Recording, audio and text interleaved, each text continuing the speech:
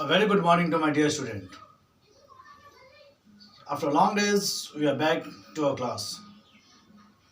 So hope you are fine and doing well in this pandemic time. So today we will discuss with our new topic that is labor. In our last class, we have completed the topic land. So today we will be discussing about labor. Who are labor? First we will be starting with the definition, and next we will be discussing about the function or characteristics. Okay, characteristic features of labor. What are the characteristics? So who are labor? Who are labor? So as we see in our term, labor means those who pick up the boulders and all. Okay, those who do that work, we term them as labor. In our general sense, we see. Okay, if the construction is going in our home, okay, so we say go and bring the labor. So we take them as a labor. That category of the people we call as labor. But in economics, the person, those who are mentally and physically fit, those who are mentally and physically fit and is able and willingness to do the work. The person, those who are mentally and physically fit, okay, mental fit and physically fit, and they should be able, okay, they should be able and they should be willing also, okay, willingness to do the work, okay, mentally and physically if they are fit. But if they are not willing to do the work, then that particular person will not be called as labor. They won't be called as labor because they are not contributing anything within the economy in the country. They are idle. They are useless. You mean to say they're not contributing anything. Means they won't be termed as labor. Who will be termed as labor? Those who are mentally and physically fit and able and willingness to do the work. Those who are able also and they are willing to do work. Yes, I want to work. They are termed as labor. Understood? They are termed as labor. See the characteristics. There are 7 characteristics. Okay, labor cannot be separated. Labor cannot be accumulated. Point number 2 you can see. Okay. Labor varies over time. Labor is mobile. Point number 4 you can see. Labor has alternative uses. Labor has alternative uses. Labor generates income and labor differs in efficiency. These are the 7 important points which we will be discussing now. Okay. So hope you have understood the meaning. Okay. Those who are mentally and physically fit, mentally also and physically fit, and they are able and willing to do the work. They should will also, willing power should be there. Okay, willing to do the work. They are termed as labor. If they will be willing to do the work, then they are contributing something within the economy. They are earning income, as the point number 6 says. They are earning the income. They are earning income means they are generating income for the country, for themselves. Means if they are earning income, they will utilize that income within the economy only. Then for the country only they are working. Okay, the country development will be there. So generates income. Okay, so these are the characteristics or features of labor. So labor cannot be separated from the laborer cannot be separated from the labor. See here, laborer. Suppose I am labor. Okay. So my whatever skill, whatever efficiency I have, can it be separated from me? Or whatever skill you have, can your skill be separated from you?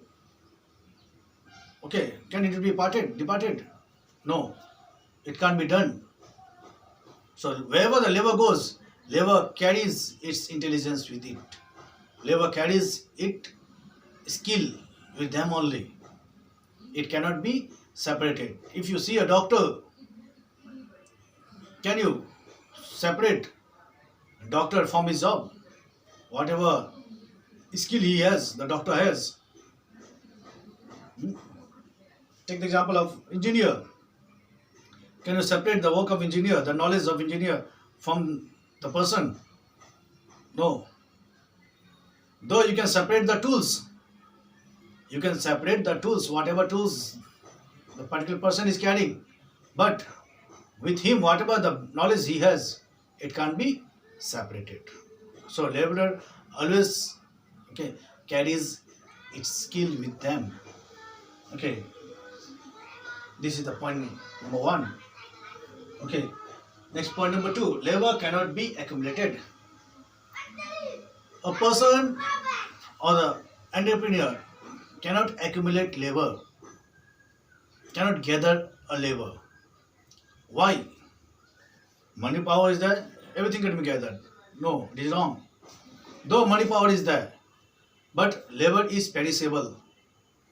Labor is perishable, means the existence of labor is not a lifelong. Like the entrepreneur can accumulate land. 100 years, 1000 years it can be land. The entrepreneur can accumulate wealth, property, but an entrepreneur cannot accumulate labor because labor is perishable. Its existence is limited. It is not unlimited. Its existence is limited. So that is the reason labor cannot be accumulated, cannot be gathered together. Okay. Next, point number 3. Labor varies over time. Time is discussed in here 2 terms, short term and long term. In the short run, short term, the availability of the labor is fixed. But in the long term, it varies. Okay, the time, it varies, the supply of labor varies. Okay, in the short run, the labor is fixed. But in the long run, it varies over time. Okay, how much production of the labor will be there, how much is required. Many labor can be taken out from the job anytime, after finishing the work, after completing the work. Okay, so labor varies over time to time. Okay, labor is mobile. Mobile in the sense means not carrying mobile. Labor is mobile in the sense means labor can move from one place to another. You can't keep labor in one place, like a machineries. Labor is mobile. Labor can move from one place to another in search of job or whatever else. Okay. So labor is mobile. Labor is not fixed like capital. It is fixed. It is kept in one place only. One place only it is kept. Capital is immovable. It cannot move. But labor can move from one place to another. Next, number 5. Labor has alternative uses. Labor, it has its alternative uses also. Labor will not just perform one work only. Labor can perform different work. It is not limited to one work only. Labor can perform different activities also. If suppose the labor is taken out from his present job, then he will search for other job. So he will be skillful in that thing. But capital is not in that thing. Like sewing machine. If sewing machine is there, the sewing machine will do stitching only.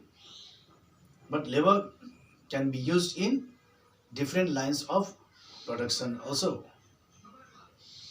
So that is what labor has alternative uses, different uses.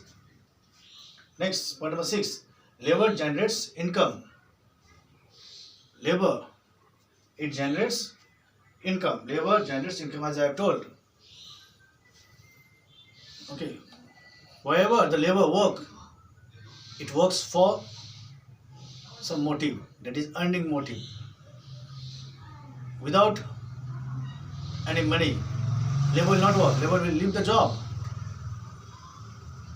Yes, labor will leave the job. So, first and foremost thing, the motive is earning. So, when the labor will earn, in that case, the labor will contribute within the economy. All the purchasing power, purchasing thing and all, labor will do within the economy. Labor will not go outside the economy, outside the country. So, within the country only, labor will do all the purchasing activities and all. So, the money will circulate within the economy only. And if it will circulate within the economy, then what is happening? The economy is growing. Why? Because the money flow within the economy, it is becoming more and more. Okay, so labor generates income. Next, last point, labor differs in efficiency. Yes, the efficiency of the labor differs. If you see the efficiency of our country, labor of our country, and if you compare the efficiency of labor of America, then it is far more, okay, far more different is there. America's efficiency is far behind, okay, than our Indian labor. Reason is that in our country, the education system is not much implemented or focused towards the skill development courses and all. But in Americas and all, much focus is given to the skill development of the student, okay, towards the skill, what skill they are in.